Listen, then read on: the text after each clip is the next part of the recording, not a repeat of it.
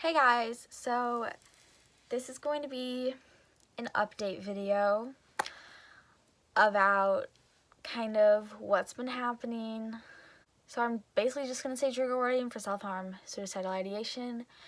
If you can be triggered by mental health, don't watch. Wait till you're in a better place, or just never watch. The only reason I do these is to vent and to be helpful and to be relatable.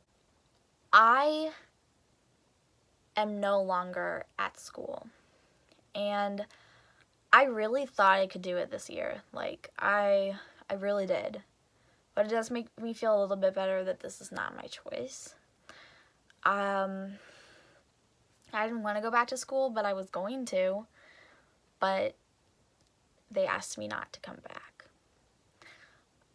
They just said it wasn't the right fit for me, and that they just really couldn't cater to my needs, which is totally understandable. I have very high needs, and they shouldn't have to be trained in mental illness. They shouldn't have, mental illness shouldn't be a thing, but it is. So my school did do really well with handling it, but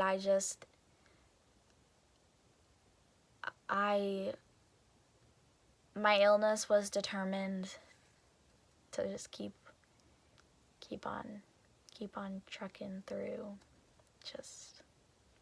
Yeah, so I'm not in the best mood. You can't tell. I can still laugh at myself.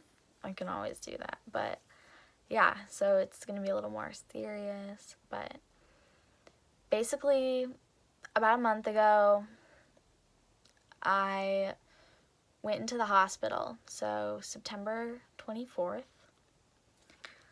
I was admitted to the hospital.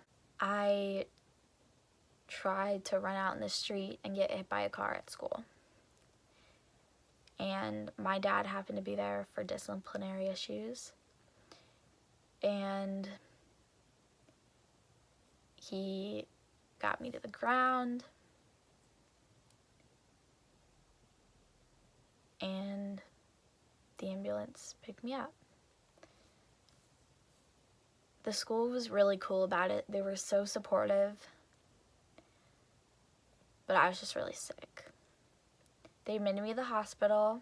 I got out 3 days later because I had an important appointment with my psychiatrist. And this is not a permanent psychiatrist.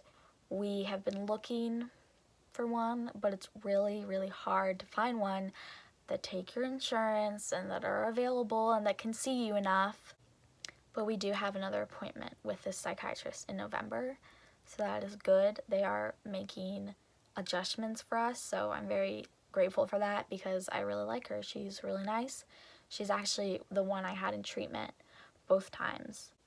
Literally in the last video I was bashing her, but I do like her. She is really nice. So I had, a breakdown that night. I saw my therapist, and that's when we really started talking about my BPD symptoms. Borderline personality disorder has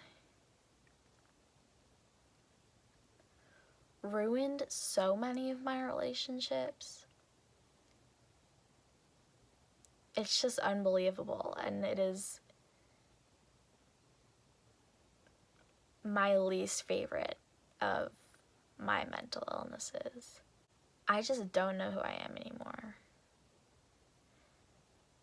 And I just don't know what to do. DBT has been scientifically proven effective for borderline personality disorder. I've been doing DBT for 3 years,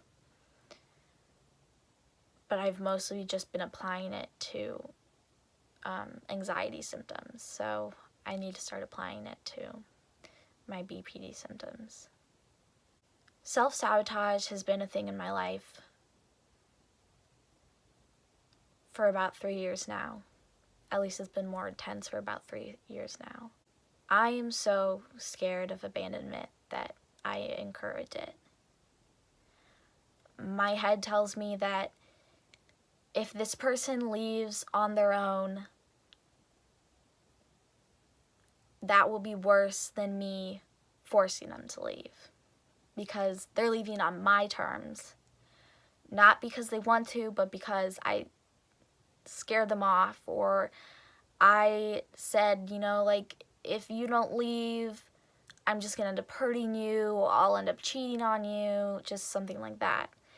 And self-sabotage in the beginning just took place in romantical sexual relationships, but now it's with friendships too. I do not have very many friends.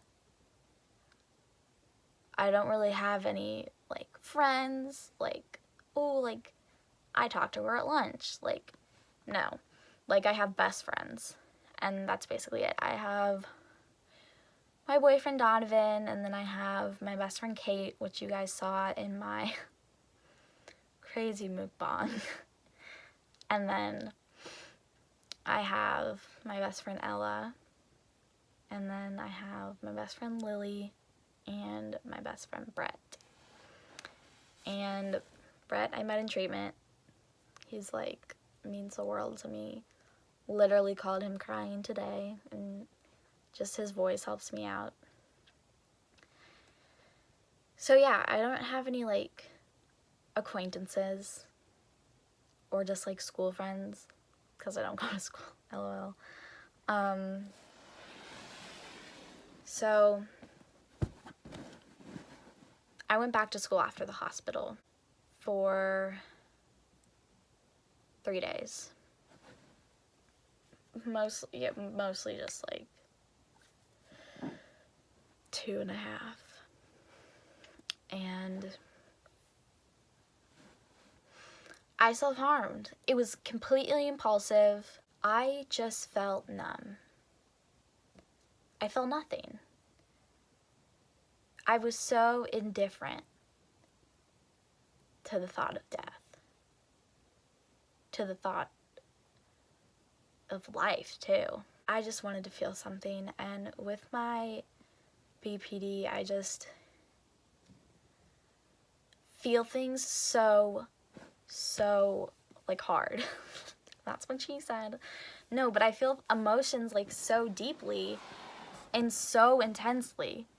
It's like crazy. Like when I'm sad, like I'm not like, oh, I'm down and like I sleep a lot. Like I'm having a breakdown and scratching myself and pulling out my hair and crying and screaming, and my parents don't know what to do. Sometimes they have to hold me down. And then when I'm happy, you know, I'm not just like happy.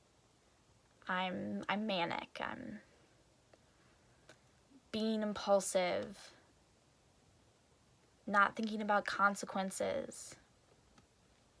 And I was feeling like nothing, and it was just really confusing. And, you know, when you self-harm, you know, there are 3 things, you know, 3 reasons you can self-harm: to communicate, to upregulate, and to downregulate. And I was trying to upregulate, and normally when I self-harm, it's to downregulate, to stop feeling sad. But I did this to feel something, whether that be pain or shame or guilt. I just felt so empty. So that's why I did that. They suggested I go to the hospital. So I went to the hospital, the ER. I had an assessment. They said I was good to go home. And I didn't need stitches. So they just glued them up. And yeah, just went home. And our impression was that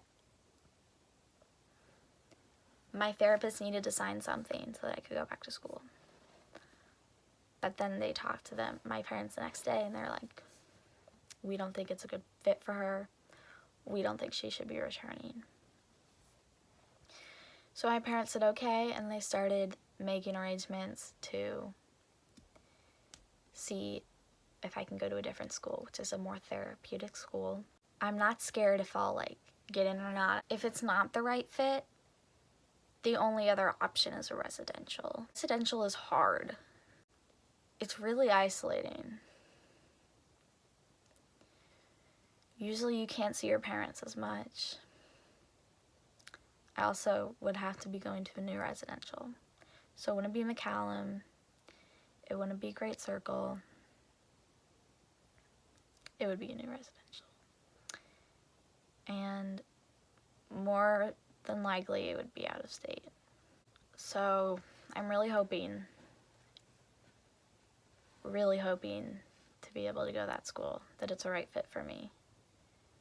I was thinking about going in 6th grade, but at the time they were not offering any sort of financial aid, and it's very expensive. It is an 11-month school year, and a little over $30,000 a year.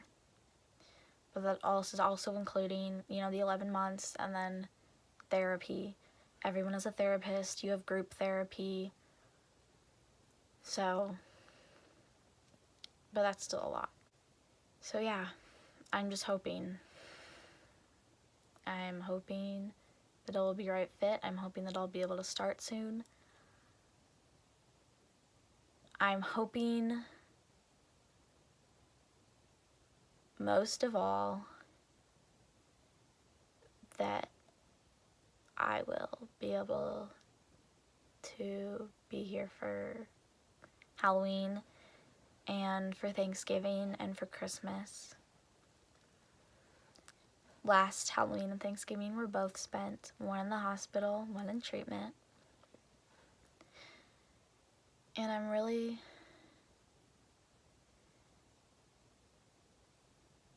hoping I will not be in the hospital or in treatment for those. So yeah, guys, this video has been a downer, but that's where I'm at right now. Trying to be honest with you guys. Okay, guys, I'm gonna go.